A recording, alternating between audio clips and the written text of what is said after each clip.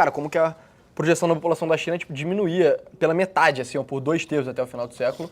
Cara, e não tem como a China, tendo a mesma população dos Estados Unidos, não vai superar os Estados Unidos em termos econômicos, em termos de poderio militar, entendeu? Sim.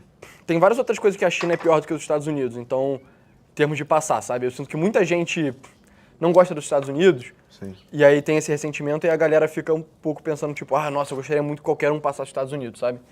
Só que, primeiro, se eu fosse você, estudava um pouco mais sobre o tipo de coisa que o governo da China faz, e pra você entender que, tipo, se a China fosse o hegemon global, isso não seria tão bom pra todo mundo, né? Mas, além disso, cara, os Estados Unidos têm uma economia muito, muito poderosa, assim, que é bizarra, sabe?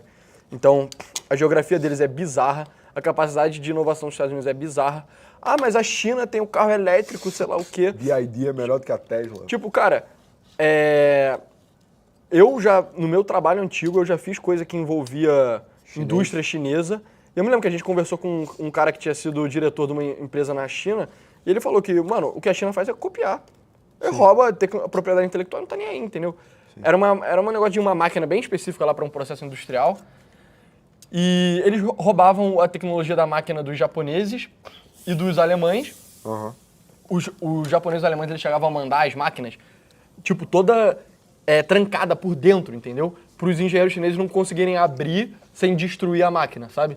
E, enfim, mas mesmo assim os caras conseguiram dar um jeito lá de meio que reverse engineer, sabe? Então eles abriram, viram as engrenagens, a parte elétrica, o cacete A4, criaram a máquina chinesa. Então a indústria deles é um pouco voltada em roubar a propriedade intelectual. Total. Claro que eles desenvolvem as coisas deles também, mas... Cada vez mais, né? Cada vez mais, mas não se compara com o que é nos Estados Unidos, cara. Além disso, temos de recurso natural. Os Estados Unidos é basicamente autossuficiente, então eles geram comida em loco o suficiente para alimentar a população deles 2 vezes, provavelmente, coisa que a China tem que importar comida, que é o que a China faz do Brasil.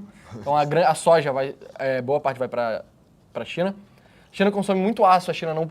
É o maior produtor de aço, mas eles consomem muito mais aço do que precisa, que também é o que o Brasil exporta para a China. Energia, se eu não me engano, eles não têm tanto recurso de energia assim, que eles importam do Oriente Médio, da Rússia, enfim. Tipo... O pessoal entrou muito nessa onda de China por causa dos BRICS, né? E aí, tipo, as pessoas acham que os BRICS são um bloco, assim, coeso, organizado para acabar com a hegemonia dos Estados Unidos no mundo. Cara, é muito longe disso. A própria Índia e a China, cara, que são, são as 2 maiores potências do BRICS, são potências rivais, entendeu? Exato. A China e a Índia têm territórios contestados ali perto do Tibete, perto do Nepal. Butão, Nepal e tal. Eles brigam por causa de recurso hídrico ali. Os chineses querem fazer barreira não, como é que fala? Igual Itaipu, fazer uma barragem, né? Fazer uma barragem para produzir energia e, cara, os indianos dependem disso para beber a água, entendeu? Exato. Porque também é um país de 1 bilhão de população. Então, inclusive, eles têm conflitos não armados. Eles têm zonas desmilitarizadas onde eles saem na porrada. Literalmente. Saem na porrada com cacetete, entendeu? É exército chinês de um lado com porrete e exército indiano do outro lado de porrete. Porque não pode dar tiro, porque senão ia escalar, né? Exato. Então, só para extravasar a atenção, os caras saem na porrada na maior, assim. Então, cara, o Brasil tá dentro dos BRICS, assim. Muita gente é muito otimista em relação ao Brasil nos BRICS. É o Brasil soberano. É o Brasil peitando de frente o imperialismo yankee. E, cara, cuidado para não comprar gato por lebre, entendeu? Porque se você trocar o imperialismo yankee pelo imperialismo chinês, cara, todos os vizinhos da China odeiam a China.